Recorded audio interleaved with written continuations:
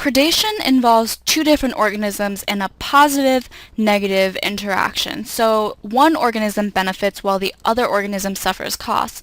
So to define predation, predation is when one species eats another. So that means there is a predator and a prey involved.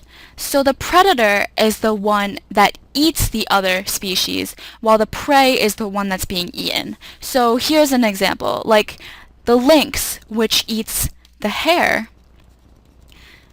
The lynx is the predator, and the hare is the prey. Or another example, the bear eats berries. So the bear is the predator, whereas the berries are the prey. So you can see from these two examples that the prey can either be a plant or an animal, and it will both be considered predation. Over time, many animals and plant species have evolved different defenses to protect themselves against their predators. There are active defenses that animals have learned over time, such as hiding, running, or defending themselves, but these all cost energy. So there are other passive defenses that involve morphological and physiological adaptations. So there are four main passive defenses, and these are cryptic coloration, aposematic coloration, Predation mimicry, and Mullerian mimicry. So cryptic coloration, also known as camouflage, is when an organism's physical characteristics look like its surroundings. So you can see in this picture that this insect bug type thing has adapted to look like the leaf that it lives on, and so it makes this organism harder to spot and predators can't see it as easily. Aposematic coloration is when poisonous organisms use bright colors to warn off predators, particularly red and orange. Because of this organism's distinct coloration, predators learn to avoid them. So this frog is colored with red and orange on its head.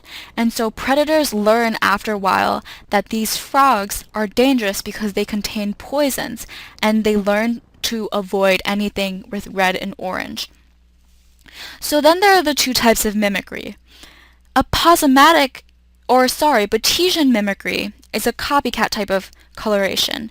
So that's when a harmless organism, like this viceroy butterfly, will copy a harmful organism, like this monarch butterfly. And so you can tell from these two butterflies that they're very, very slight differences, but to a predator, it's really hard to tell which one is the real one, because monarch butterflies aren't very tasty and they're kind of poisonous, whereas viceroy butterflies are tasty and are completely harmless. But to a predator who knows the monarch butterfly is dangerous, they may not be able to recognize that the viceroy butterfly is different from the monarch butterfly. So Mullerian mimicry is when multiple poisonous organisms mimic each other, and this gives them the advantage of combined numbers. So predators learn more quickly to avoid organisms with that particular appearance, and that's why bees and yellow jackets look so similar. So just remember that predation is between the predator and the prey often has evolved to have passive defenses to avoid the predator.